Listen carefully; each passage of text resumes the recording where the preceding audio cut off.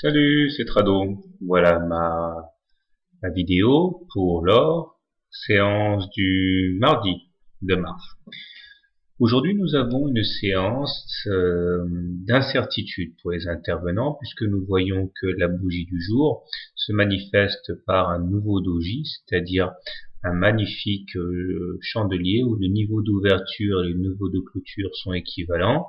Ce qui montre donc qu'aucun des camps n'a réussi à prendre le dessus sur l'autre et que tour à tour, nous avons assisté à des plus hauts et des plus bas sans que ni les haussiers ni les baissiers n'arrivent à tenir les positions. Donc a priori c'est une séance pour rien. A priori seulement, car si l'on regarde en détail, eh bien de nombreuses choses méritent d'être notées. Tout d'abord, nous confirmons une deuxième séance de croissance du MACD qui vient après une période de baisse. Donc la remontée d'hier n'était pas accidentelle et c'est une très bonne chose.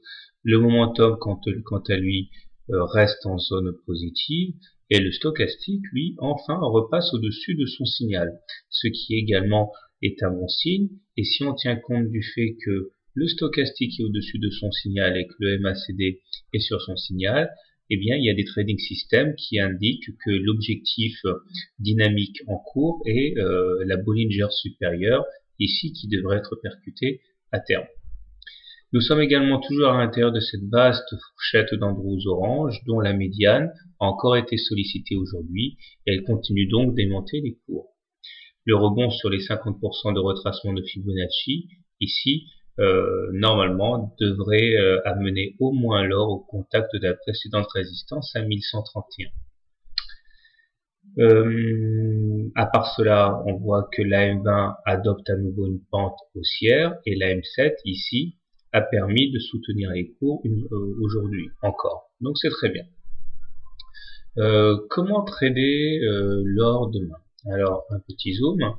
Je pense que demain, si je devais acheter l'or, j'achèterais le contact avec la M7 ici. Je mettrai un stop loss en cas de clôture en dessous, mettons en dessous de la M7 et en dessous du retracement des 23,6% de Fibonacci. L'objectif étant de rallier les 1132, ce qui offre un ratio gain-risque intéressant. Je rappelle que le ratio gain-risque, c'est le fait que nous ayons une distance entre le moment où on achète et le stop loss qui soit bien inférieure au gain potentiel, à savoir l'endroit où on achète et l'objectif. Maintenant, si on est vraiment très gourmand, on peut décider d'attendre un retour sur la M20 pour acheter. Si je devais maintenant shorter l'or, je pense que ce que je ferais, c'est d'attendre un retour sur la résistance à 1132. Je shorterai ces niveaux, voire même la Bollinger supérieure. Stop loss en cas de clôture au-dessus des 1132. Objectif, un retour sur la M7, puis sur la M20, qui correspond d'ailleurs peu ou prou à un retour sur la base de la fourchette d'Andrews. Voilà.